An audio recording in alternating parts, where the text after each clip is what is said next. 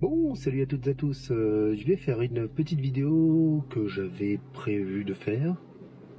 Ça va être une sorte de résumé des 2 streams que j'avais fait qui correspondent à 7 mois d'utilisation de Madame Tesla. Truc rigolo, on vient d'adopter un chat qui s'appelle aussi Tesla. C'est les gens là-bas qui l'avaient appelé comme ça. C'est pas moi qui a choisi ce nom-là, c'est assez rigolo. Précision, cette vidéo est un peu particulière. À la base, je voulais faire une vidéo de 10 minutes où je faisais un condensé, les 10 points positifs, les 10 points négatifs. Vous me connaissez, je suis parti en live complet, j'ai dû avoir 1h30 de rush. Voilà, donc elle fera pas du tout 10 minutes. Elle va faire plutôt 3 fois 12-13 minutes. Cette grosse vidéo va être comme une mini-série de 3 épisodes et il y aura peut-être un épisode supplémentaire ou des épisodes supplémentaires que je rajouterai en fonction des choses que j'aurai à vous dire en plus. À savoir également que le tournage s'est fait en plusieurs jours. Du coup, de temps en temps, je change de t-shirt. Hein. Vous inquiétez pas, vous choquez pas. Le temps reste à peu près correct à chaque fois. Ouais, ça, on s'en fout, hein. On est d'accord. Voilà. Bon, écoutez, bonne série.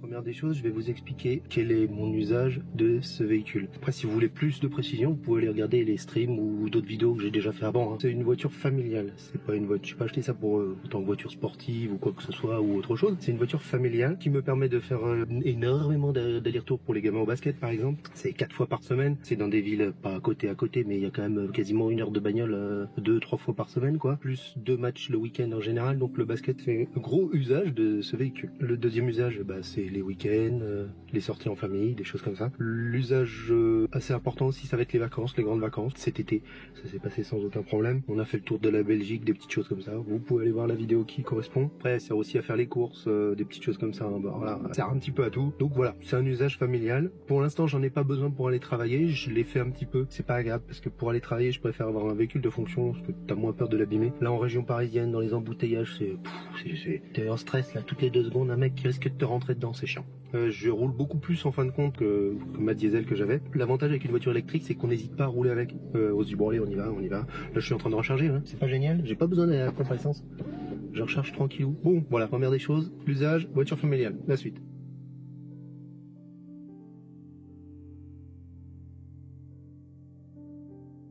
Sur le côté esthétique et le côté de l'extérieur, moi c'est une voiture que je trouve très jolie. Elle est profilée, effilée. J'aime bien les voitures où tu vas pas consommer beaucoup, quoi, qui ont une forme logique de pénétration dans l'air, que ce soit en électrique ou en thermique, hein, je m'en fous. J'aime bien les voitures avec une forme logique, qui sont pas des camions, quoi. C'est pas une brique qui avance. Ça j'apprécie beaucoup. Donc de ce côté-là, elle est plutôt pas mal. Il y a le toit en verre. Je sais pas si on le voit là. C'est un avantage, un inconvénient. J'en avais pas parlé, mais c'est vrai que voilà, là, il fait un tout petit peu beau. C'est un radiateur. Après la clim fonctionne bien et fait son taf. Moi j'ai pas de problème de chaleur, franchement. C'est quand même hyper agréable, surtout pour les passagers derrière quand tu vois le dessus là, machin, non, c'est cool. C'est un truc que j'aime bien. Donc je la trouve belle aussi parce que elle est profilée, elle fait un petit peu sportive dans son aspect, elle est basse, elle est bien campée sur ses roues, ça c'est un truc que j'aime bien. Le petit inconvénient par contre, du coup, c'est qu'on va pas pouvoir passer partout. De temps en temps, il y a 2-3 dodanes que je frotte. Il y a la petite descente là, que j'ai fait une vidéo là-dessus. Maintenant je sais faire, mais les premières fois ça a un petit peu frotté. J'ai trouvé une technique. Allez voir la vidéo sur la technique si vous voulez. C'est vrai qu'elle est pas très haute. Dans certains parkings, par exemple souterrains, ça peut poser problème. Pendant que j'y pense, bon, il y a le rayon de braquage qui est pas terrible. J'ai aussi fait des vidéos sur le rayon de braquage, vous pouvez aller les voir. Je dois être un des rares français à avoir fait ça, ou même pas que français. Hein. Je pense que je dois être un des rares à avoir abordé le rayon de braquage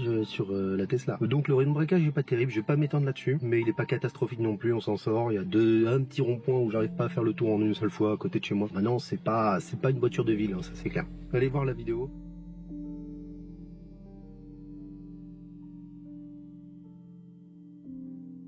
La peinture, l'aspect, moi j'aime beaucoup le blanc, je l'ai prise volontairement blanc, alors après c'est vrai que c'était moins cher, ça aide aussi à choisir, parce que j'aime bien le blanc et ça chauffe moins en été. Une voiture noire, c'est l'horreur. Donc je préfère les voitures blanches, ça c'est vraiment un choix. Niveau qualité de la peinture, c'est vrai que j'ai quelques petits pocs, je suis évidemment, c'est des gravillons, hein, mais je suis incapable de vous dire si je les aurais eu ou pas sur un autre véhicule. Je pense pas que la peinture soit vraiment moins bonne. Après je suis pas expert en peinture, jusqu'ici je me plains pas, j'ai pas de micro-rayures ou de trucs comme ça. Pour l'instant tout va bien, sous réserve de voir encore dans quelques mois. Pour l'instant ça va. Un autre petit truc un peu relou, c'est les jantes, elles sont pas du tout protégées par le pneu, donc dès que tu frottes la jante, c'est chiant. J'ai quasiment frotté les 4 jantes, je suis fort, un dieu.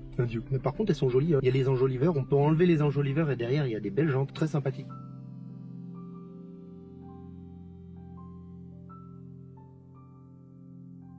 On va aborder les finitions. Alors c'est souvent quelque chose qui est vachement reproché à Tesla. Bah moi j'ai aucun reproche à faire à celle-ci. Thomas qui est venu chercher la voiture et qui était pourtant parti en se disant oh Tesla c'est pas terrible niveau finition, bah il a été très agréablement surpris. Franchement je sais pas si vous voyez là, c'est plutôt vachement bien foutu, il n'y a pas d'écart, il y a pas de... Franchement c'est super propre. Moi j'ai pas de reproche à faire. Puis c'est au niveau du chargeur de téléphone, le chargeur sans fil, un truc qui est un petit peu couillon. Il est fait pour les téléphones un peu plus petits que celui-là est trop grand. Et du coup je pense que les bobines tombent pas pile poil au bon endroit, ils doivent tomber un petit peu trop bas, ça chauffe beaucoup, donc il est pas loin d'être inutilisable sur mon téléphone. Apparemment ça marche très bien avec d'autres téléphones, mais avec le mien, bof, pas de défaut. Puis moi personnellement j'adore le côté ultra simple, il n'y a pas de 36 milliards de boutons, c'est pas un avion, moi personnellement j'adore.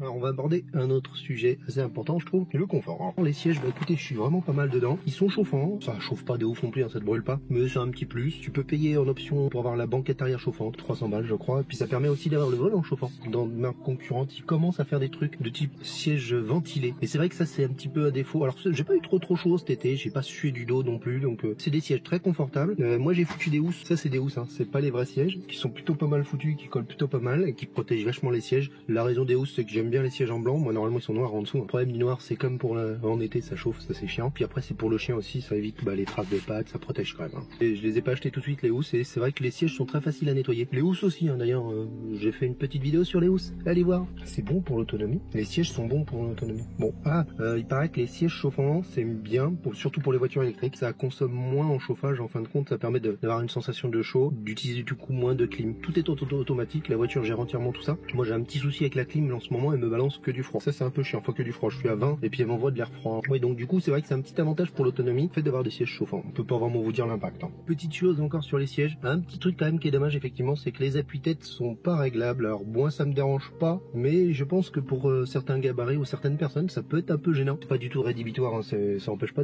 d'acheter le véhicule. Hein. Donc un truc qui apporte énormément de confort qu'on va parler après en plus détaillé, l'autopilote. L'autopilote rajoute un confort phénoménal quand tu fais beaucoup de route. À la fin tu fais 1000 bornes dans la journée et t'es pas fatigué quoi. Sérieusement, de ce côté-là, c'est super top. Donc ce que je disais, donc niveau confort, le toit en verre qui apporte de la luminosité, ça je l'avais déjà dit. Les suspensions de la voiture, moi je la trouve parfaite. De ce côté-là, elle est ferme, mais pas trop. C'est-à-dire qu'elle a un petit côté un peu sportif, mais le côté sportif ne déborde pas sur le confort. Et du coup, c'est un super bon compromis. C'est-à-dire qu'on a la sécurité, on sent qu'elle est bien campée, qu'elle va pas glisser. Le fait d'avoir le plancher de batterie, ça permet quand même d'avoir un centre de gravité vachement bas et du coup, une super tenue de route. Moi je la trouve très confortable niveau sécurité, parce que c'est un confort de se sentir en sécurité, et les suspensions, t'es pas trop ballotté, voilà, elle absorbe bien, elle fait bien le boulot de ce côté-là. Pour en revenir au confort, je sais pas si j'en ai parlé, mais l'histoire du confort du silence, parce que c'est même hyper important dans le cas de cette voiture-là. J'apprécie énormément le fait qu'elle soit silencieuse. Un truc dans les points positifs, mais alors que j'adore, c'est le fait de jamais utiliser les clés. Alors avec la voiture est fournie une sorte de petite carte clé qu'on est censé mettre sur la console centrale, là, ici, et puis ça permet d'ouvrir la voiture en positionnant la clé en haut. Mais en gros, je pense que tous les utilisateurs de Tesla n'utilisent pas la clé et ils utilisent leur téléphone. L'idée c'est que tu vas à ta voiture, tu as ton téléphone dans ta poche, la voiture s'ouvre. Et si tu as peur que quelqu'un te la pique, tu peux mettre un petit code PIN pour que personne ne démarre la voiture. Donc à chaque démarrage, moi je tape mon code PIN, c'est vachement pratique. C'est vrai que c'est encore plus pratique si tu mets pas de code PIN, mais moi je préfère mettre quand même un code PIN, on sait jamais. Le seul désavantage du code PIN, c'est que du coup si tu dois partir rapidement, tu peux pas, t'es obligé de taper ton code PIN. Ça m'est arrivé une fois, j'avais un bus qui arrivait derrière, tu veux partir rapidement, tu fais voilà, ça fait perdre un peu de temps. Petit détail à prendre en compte au niveau du coup du confort. Pour les personnes un peu grandes, alors il y a la place, avec le toit vitré ça laisse de la place au-dessus de la tête, mais par contre c'est quand on rentre dans le véhicule, faut quand même vachement se baisser, c'est pas un SUV quoi. Sinon j'imagine que dans le modèle Y tu rentres beaucoup plus facilement que dans celle-ci. Moi ça me dérange pas, fait 1m80, 1m79 en vrai. Mais les personnes de plus d'1m85, 1m90 peuvent être obligées de commencer à pas mal se contorsionner pour rentrer dans la voiture, voilà.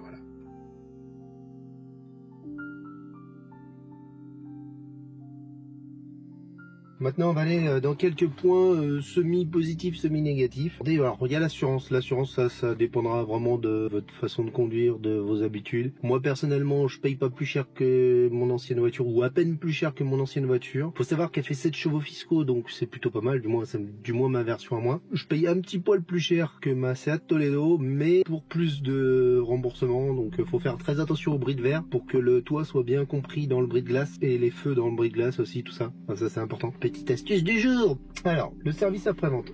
Pour l'instant, j'ai juste refait mes cartes. L'avantage, c'est que vous allez avec la petite application, là, pouf, vous allez dans Tesla, vous leur dites ce que vous voulez. C'est pas le truc le plus simple. Faut aller dans service, machin, un truc, tu leur dis ce que tu veux. C'est pas ultra clair, mais bon, ça se fait. Et moi, ils m'ont apporté les cartes, là, en bas de chez moi. Ça, c'est top quand même, hein. Service comme ça, t'as pas besoin de te déplacer. Alors là, par contre, c'est marrant, mais ce matin, il y a marqué mise à jour logiciel nécessaire, un petit triangle orange.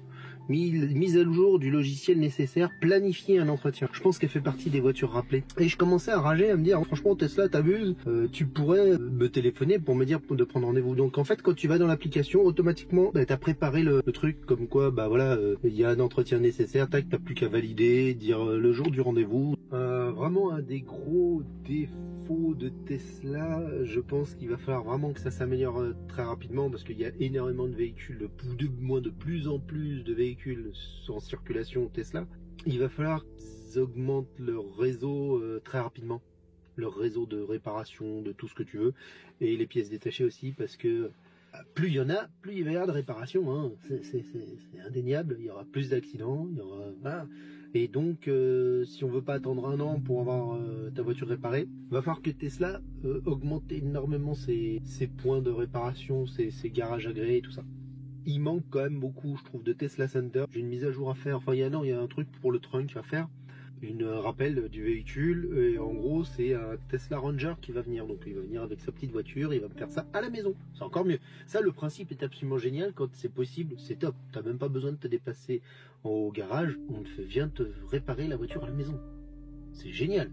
Il n'y a aucun autre constructeur qui a fait ça jusqu'ici. Donc là, ça c'est hyper intelligent. Et ça leur permet d'avoir moins de Tesla Center que s'il n'y avait pas ces Tesla Ranger. Donc c'est une très très bonne idée. Mais je pense quand même que le réseau, il est moins bon que le réseau de superchargeurs, quoi, par exemple. Hein. Il demanderait vraiment à s'étoffer pour ne pas avoir à faire 200 km pour réparer ta voiture. Voilà, voilà. J'espère qu'ils vont l'améliorer. J'imagine qu'ils y ont pensé. Je leur fais confiance ou pas? Et vous? Dites-moi ça dans les commentaires.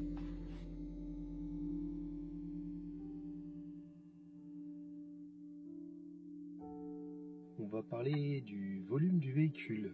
En tant que conducteur, moi, ça me va très bien. À savoir qu'on peut enregistrer les réglages pour la position de conduite, ça c'est plutôt pas mal. Il reconnaît la personne, alors de temps en temps il peut se tromper parce que il reconnaît la personne en fonction avec le téléphone. Donc si vous êtes deux personnes à monter avec deux téléphones, il pourrait éventuellement se tromper. Donc il suffit de cliquer pour dire que c'est pas Sylvain mais que c'est Sandrine à la base. C'est pas très compliqué. Enfin, moi globalement j'ai pas de soucis puisque je suis seul à conduire la voiture. Donc il y a possibilité de reculer les sièges pour pouvoir monter facilement. Puis quand on démarre, pouf, le siège se remet en position de conduite. Il y a une position pour rentrer dans le véhicule et sortir du véhicule et une position de conduite pour une seule personne. C'est plutôt pas mal. Petit défaut, il n'y a pas de mémorisation par contre de la position des sièges pour le passager. Il n'y a que la mémorisation de la position du siège pour le conducteur. Écoutez, moi franchement tout ça, ça me va. Il y a pas mal de rangements sur la console centrale. C'est vraiment plutôt pas mal fait. J'arrive à ranger des petites choses dans le vide-poche sur le côté. Ça c'est un pare-soleil pour protéger l'écran en été. Les passagers derrière, à 2 personnes, pas de problème. À 3, ça passe sans trop de soucis. Le seul truc, c'est qu'à 3, s'il y a une grande personne au milieu, on voit plus grand chose dans le rétro. Ça, c'est un petit peu embêtant. 3 adultes, ça peut commencer à être un petit peu serré, mais ça va être le cas pour beaucoup de voitures. Hein. Pour les très grandes personnes, je veux dire, quand je dis très grand, on va dire au-dessus d'1m85, ça peut commencer à être un petit peu compliqué de monter dans le véhicule parce qu'il va falloir se tordre un petit peu pour passer le montant là ici. Après, quand on est conducteur, il n'y a pas de problème. On a largement la place avec le toit vitré qui laisse beaucoup d'espace en fin de compte. À l'arrière, c'est pareil, il y a la place. Au niveau du coffre, on y met beaucoup de choses. Hein. Il est grand, c'est un grand coffre. Il y a le sous-coffre qui est super pratique. Moi, je range beaucoup de petites choses là-dedans, hein. Tout ce qui est pour la charge et tout, et plus, je mets pas que ça, hein, je mets plus que ça. Le volume de l'habitacle, franchement, moi ça me va très bien. C'est sûr que la modèle Y serait beaucoup plus adaptée dans mon cas, parce que je peux pas mettre le chien dans le coffre, donc le coffre a un gros défaut, c'est que c'est un coffre, c'est pas un haillon. c'est un coffre. Bah, il y a une plaque à l'arrière. Il y a pas de, quand les sièges sont fermés, en fait, il n'y a pas de communication entre même entre la vitre et le coffre. C'est vraiment fermé. En fait, il y a une plaque ferme, une plaque de renfort qui ferme, ce qui empêche de mettre le chien dans le coffre. Si je pouvais mettre le chien dans le coffre, je mettrais un coffre de toit, puis basta. C'est un gros défaut de cette voiture, le fait d'avoir ce coffre comme ça. Ici, en fait, ça, c'est une plaque qui peut pas s'enlever. Là, on est à l'arrière du véhicule, vous voyez. Ok. Là, ici, il y a une plaque et qui ne s'enlève pas. C'est la plage arrière ne peut pas, est inamovible. C'est super dommage. Hein. Celui-là, je pourrais me foutre mon chien derrière, ce serait génial. Mais en fait, c'est une plaque de renfort ou je sais pas quoi, j'en sais rien. Voilà. Il y a une, vous voyez. Voilà. Par contre, le coffre, il est super profond. Là, j'ai presque du mal à atteindre le fond. Hein. Là, il y a le double fond qui est ici, qui permet quand même de ranger pas mal de choses. Là, vous voyez, il est vide. Un truc que je kiffe vraiment beaucoup, le frunk, ils appellent ça. Le coffre avant. Hop, ouvrir. Alors, les crados là. Et voilà, on peut ranger des trucs. Alors l'avantage de ce truc là, c'est que c'est étanche. Vous voyez, si vous revenez de la plage, vous mettez des trucs mouillés là-dedans, c'est pas gênant du tout. Et on met quand même une valise hein, en partant en vacances. Il y a quand même beaucoup de rangements, je me plains pas du tout là-dessus. Sauf sur ce coffre. Pour moi, c'est un gros défaut de cette voiture. Quand on rabat les sièges, ça fait vraiment énormément de place. Hein. J'ai réussi à rentrer un lit dedans. Démonté bien sûr, il faisait plus de 2 mètres, donc on arrive à faire rentrer des trucs de plus de 2 mètres. Alors c'est pas évident non plus, hein. C'est pas un utilitaire, on est bien d'accord, mais on arrive quand même à caser des choses. Le seul gros défaut, c'est cette plage arrière inamovible. C'est super dommage parce que là, ce serait pas loin d'être une voiture quasi parfaite. Moi, j'aime pas les voitures trop hautes. La modèle Y, j'ai pas besoin qu'elle soit plus haute. Moi, j'ai juste besoin, en fait, la seule différence, c'est que la modèle Y n'a pas cette plage arrière, ce qui la rend beaucoup plus pratique. Mais sinon, moi, j'en ai rien à foutre de la hauteur de la modèle Y. Le côté SUV de la modèle Y m'intéresse absolument pas. En fait, le seul truc, si je prenais une modèle Y, ce serait juste pour le coffre. C'est tout, c'est tout. Vraiment. Ça, c'est dommage.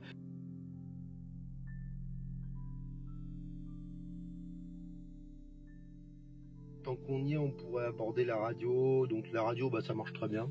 C'est plutôt correct. Ça manque peut-être un petit chouille de basse. Avec l'équaliseur, on peut augmenter un petit peu les basses. Donc ça c'est pas dégueulasse, mais ça doit être moins bien que la long range qui effectivement a plus de haut-parleurs, un caisson de basse dans le coffre. Pour de l'entrée de gamme, c'est très correct. On a Spotify. Je crois que maintenant il y a possibilité d'avoir Tidal, TuneIn Radio, qui est des radios sur internet. J'ai jamais eu une radio qui recevait aussi bien. La réception de la radio est extraordinaire. Je vous passe toutes les petites conneries où ce sera dans la 4e partie, on verra plus tard, dans les petits bonus.